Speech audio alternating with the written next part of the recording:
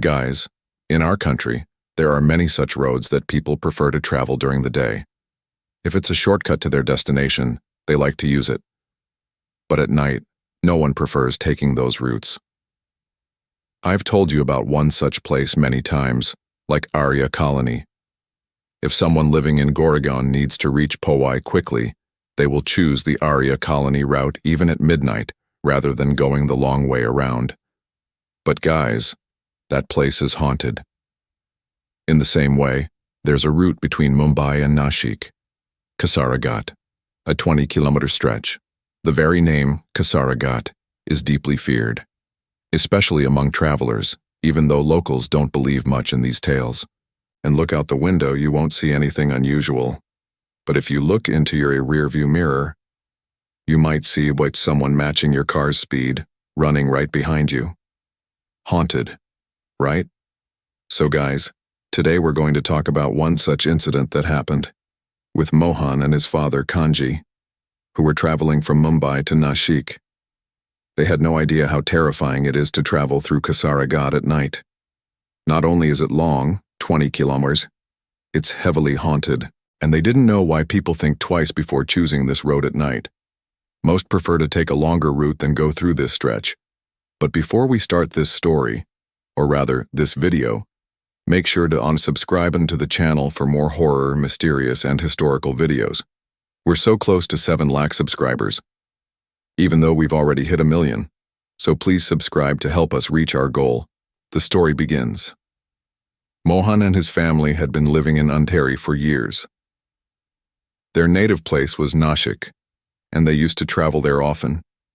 Mohan lived with his wife and his parents, but they hadn't gone to Nashik for many years. One day, Kanji, Mohan's father, received a call from Nashik. There was a special ritual, Havan, being held in the village, and they were asked to come immediately. Kanji said, "They invite us every time, but we never go. This time, let's just go." He asked Mohan if he would come along. Mohan said he was very busy and made an excuse to avoid the trip. He promised to go next time. Kanji said, "Fine, I'll go alone tonight. I'll reach by morning."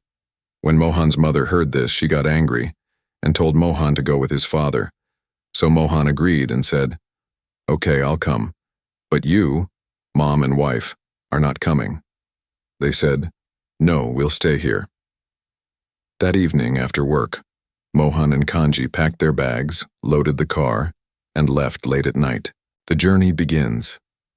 The road was very calm. No traffic at all.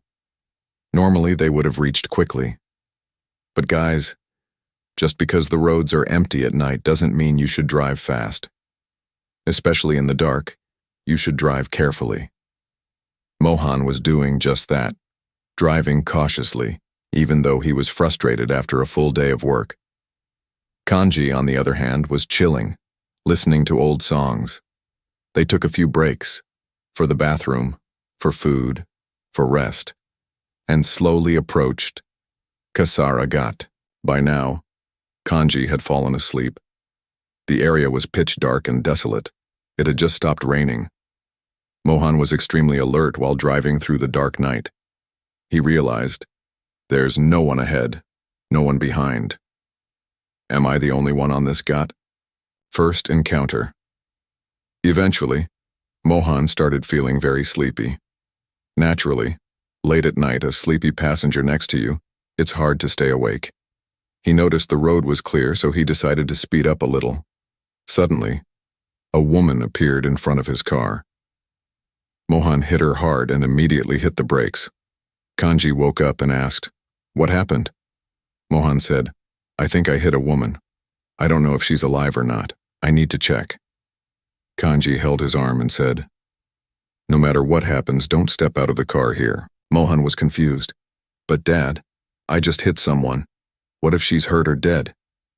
Kanji replied, "This is Kasara Ghat. Here, the living and the dead coexist. This place is full of spirits. Many travelers report seeing a woman pretending to be hit, and when people stop to help her, she drags them into the valley and kills them." Just then, Mohan looked into the rearview mirror. He saw blood-soaked hands pressed against the car. He panicked, ignored his father's warning, and stepped out. Kanji followed, but when they both looked around, there was no one. Mohan told his father, "I saw her in the mirror. Her hands were covered in blood." His father's words kept echoing in his mind. Never stop your car in Kasara Ghat. Never step out, even if something unusual happens. Second encounter terrified, both returned to the car. As Mohan walked to the front seat, he noticed someone sitting in the back seat. Still, they got in, and Mohan started driving again. Kanji said, "Don't think too much now. Just focus on getting us out of this ghat. We're almost there." Everything was still and quiet. Then suddenly, another bump. This time, there was no one in front, nothing behind, nothing in the mirror, no blood, no impact, no sign. Mohan immediately stepped out and checked the tires. All fine. Then he saw a woman, sitting beside the road, crying, dressed in manga white sari. He recognized her. "This is the same woman I hit earlier." As he started walking towards her, Kanji shouted Trollway from behind, "Get back in the car now." Hearing that, the woman looked up. But she had no head. She was a headless woman, wrapped in a white sari. Horrified, both of them ran to the car and drove away, reaching a small, roadside eatery, dhaba. They stepped out, drenched in sweat, and sat down. The dhaba owner asked, "Why do you look so scared?"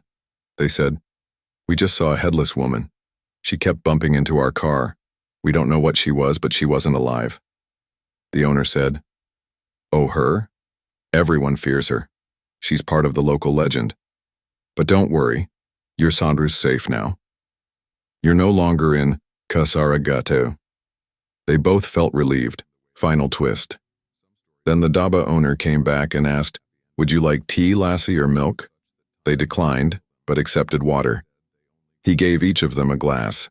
Then, he picked up a third glass and started walking toward their car. Mohan asked, "Who is that for?" The dhaba owner said, "The lady sitting in your back seat, of course." At that moment, both Mohan and Kanji dropped their glasses and ran. Final words, guys. There are many such roads in our country where people prefer to travel only during the day or evening. Never at midnight.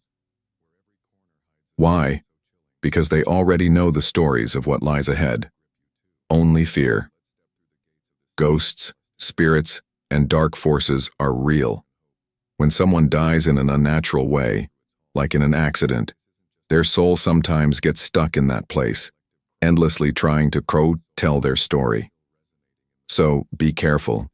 Avoid traveling on such roads at night, or don't travel at night at all, because you might be on a journey where someone else's story still lingers nearby. Thank you.